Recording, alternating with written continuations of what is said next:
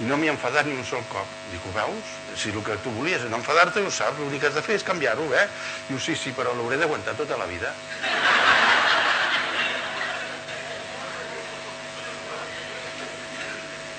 Bé, aquesta l'explico, és autèntica, perquè serà per l'experiència que em vaig en sortir bastant bé quan li vaig dir, mira, ara que saps estar a 36 i mig i no a 200, que és com et posaves, ara t'explicaré com dir-li a tothom que a tu no t'agrada que ningú et toqui el nas. Estàvem passant d'aquí a aquí. Ara és quan hem de parlar d'un concepte que molts de vosaltres segur que heu sentit parlar, però que l'he d'explicar perquè segur que ho heu sentit, que és el concepte d'assertivitat. No té traducció, és l'únic tecnicisme que em perdonareu que utilitzi. Bé, l'assertivitat és l'habilitat d'expressar els nostres sentiments de la forma adequada, en el moment oportú, sabent defensar els nostres drets i respectant els dels altres. I tot això amb un mínim de control de les emocions. No us atabaleu, que ho explico. Mireu, primer vol dir l'habilitat d'expressar els nostres sentiments, és a dir, el que pensem, el que creiem, el que opinem, el que desitgem, el que volem, el que sentim, els nostres sentiments. Fixeu-vos bé, expressar-los, no fer veure que els expressem o esperar que l'altre l'entengui, expressar-los. Que no es passi com em va passar amb una parella que deien que no s'entenien mai. Jo no entenia que no s'entenguessin, perquè bé, que eren dues persones sensates, però un dia vaig descobrir que tot ho entenien tot al revés. Inclús una, visito amb un i què va passar? I diu, és que ens vam enfadar un cop més. I què va passar? Diu, patatim, i jo li vaig dir patatam, i ella no sé què, i al final jo tan empipat que estava li vaig posar una cara així perquè se n'adongués que m'havia molestat tot allò. Me'n vaig anar amb ella, li dic, escolta, què va passar ahir? Doncs que patatim, patatam, i et va fer una cara ben llarga. Diu, cara ben llarga si sempre té la mateixa, aquest tio. És a dir, que a vegades pensem que l'altre ho entendrà i no ho entén. L'assertivitat implica dir el que volem dir, dir-ho, expressar. Segon, dic, fer-ho en el moment oportú, això no cal que expliqui quan, no? Ja sabem que no ens hem de declarar l'altre quan fa el sopar, no? Bé, deia, fer-ho de la manera adequada. Mireu, les persones quan estem interactuant, o estem oberts, estem receptius, o estem tancats, hi ha coses que ens tanquen. Per exemple, imagineu, esteu amb un altre i esteu parlant tan tranquils i va i us insulta. I quasi sempre acabes dient, això tu, i aquí s'acaba la conversa. L'insult, per exemple, és un tancador de la comunicació, és un dificultador. Els crits, les amenaces, fixeu-vos, imagineu-vos, la meva parella crida i jo em sento malament. Quasi sempre sabeu el que fem, diem, em vols deixar de cridar?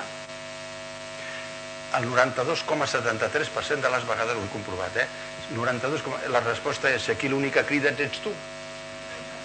A partir d'aquí la comunicació s'ha acabat, Diu, burro tu, no? És allò.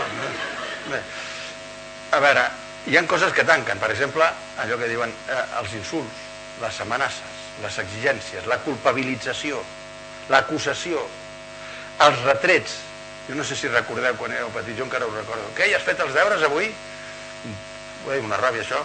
Bé, és que se posava l'estómac al revés. Allò de dir, això tu, Bé, els retrets, o les frases, els hauries. Tu el que hauries de fer, un nen petit m'ho va dir, la mare sempre m'està dient que digui el que he de fer, i a mi no m'agrada que em diguin el que he de fer, i vaig estar a punt de dir-li, nano, benvingut al club. No li vaig dir perquè terapèuticament no era apropiat, però bueno, ja m'entendreu. Per exemple, les frases excessivament generalitzadores i per tant injustes, els sempres, els mai, per exemple, aquelles frases, no sé si us sona, és que sempre estàs igual, és tan injust això, és que mai fas res, hòstia, és com, s'acaba la comunicació aquí normalment, no? Després de la culpabilització. El gran tancador de la comunicació és el missatge tu.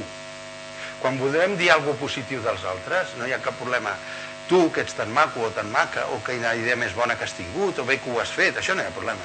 Ara, per dir-ho al revés, la cosa es complica una mica, perquè si no ja sabeu el que passa. El tancador. A veure, sempre podem dir, a l'escola recordeu que ens ensenyaven allò de les frases per activa i per passiva? Doncs en comptes de dir tu, dir jo. Per exemple, és un gran tancador quan dius a l'altre, això, em vols deixar de cridar, o dius, mira, això que dius és mentida, la podem fer més grossa encara, i a sobre ets un mentider, ja l'hem liat del tot. O, per exemple, dir, és que tu no em comprens, també la podem fer pitjor, tu mai em comprens. I l'altre t'acaba contestant, jo sí que et comprenc, que no em comprens. Escolta, que el que comprenc soc jo. És a dir, quan parlem de tu, podem ofendre, l'altre se sent malament i a més ens ho poden discutir. Però sempre podem traduir per un jo. Mira, quan parla assassins no em sento gens bé. T'importaria baixar la veu, sisplau? Clar que la meva parella em diu, després de 20 anys, ara ja vols dir que crido o què? Dic, no, que no parlo de tu, que jo no em sento bé. I que et passa alguna cosa? Dic, no, que estic aprenent a parlar. Per exemple, en comptes de dir, tu no em comprens, sempre podem dir, jo no em sento comprès. Escolta'm, que jo et comprenc, pot dir l'altre. Diu, sí, poder sí, però jo no em sento comprès. O, per exemple, pots dir, jo no dic que el que diguis és mentida, perquè, clar, jo no sé si l'altre em comprèn. Jo no sé si l'altre diu mentida, perquè, clar, mentir vol dir ànim d'enredar, però jo no ho sé, si em vol enredar. Jo l'únic que puc dir és, jo no dic que diguis mentides, però jo no m'ho crec. Són frases que ajuden a mantenir una comunicació molt més oberta. La comunicació molt més oberta. Fixeu-vos bé, la mentida no sabem si l'altre ens vol mentir, si l'altre ens comprèn o no ens comprèn. Si l'altre crida, que és un crit, clar, vaig haver de quedar amb un acord amb la meva parella que negociem molt bé, que un crit era 9 decibelis, 8 no, però 9 sí. Clar que cada vegada que crida, espera't, que vaig a buscar l'audiòmetre, repeteix. Llavors només són 7 i m'he de fotre, tu. Bé, clar, l'assertivitat implica l'habilitat d'expressar el que volem expressar, els nostres sentiments. No em sento bé. Tenim molta més capacitat. Fixeu-vos, us vull posar un exemple molt clar. Des de que existeixen les sabatilles, sempre hi ha hagut aquella conversa de et vols recollir les sabatilles, que estic fartes de trobar-me-les al menjador, tot això, us imagineu, no?, el que vol dir?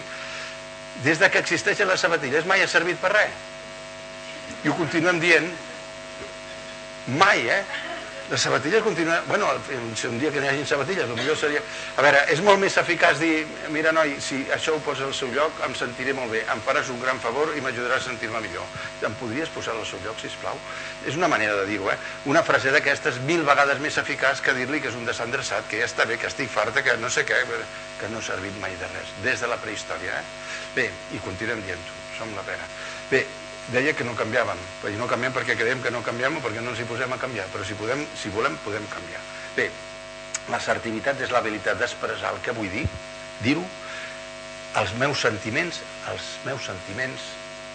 en el moment oportú, de la forma adequada, amb obridors, amb missatges jo i no amb tancadors, sabent defensar els meus drets i respectant els dels altres.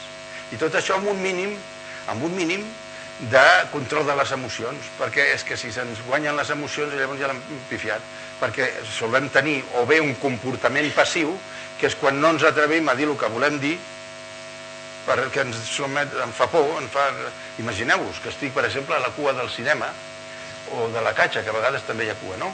I porto allà mitja hora i veig un tio que es cola, i quasi tots donem un pas endavant per dir-li tio, i quan pensem en les possibles conseqüències, que les endivinem, clar, com allò del sortir per la nit, igual, doncs fem un pas enrere i diem, bueno, no ve d'un.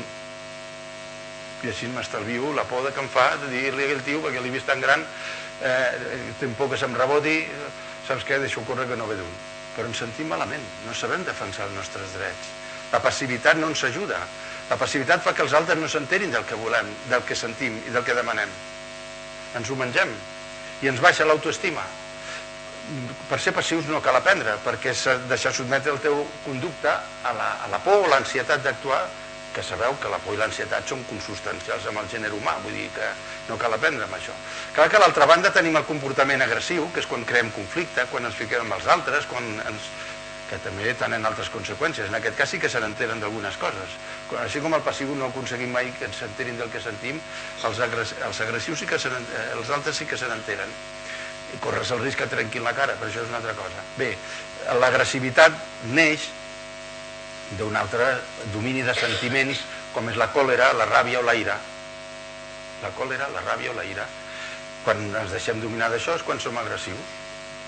Fixeu-vos que és curiós que quan sentim aquelles notícies de que un nen ha matat un altre nen, o un jove o un adolescent amb un nen, allò que passa a Còrdova i passa a Liverpool i passa no sé on, a vegades més a prop, però quan passen aquestes coses sempre pregunten a alguns experts com és possible que passin aquestes coses.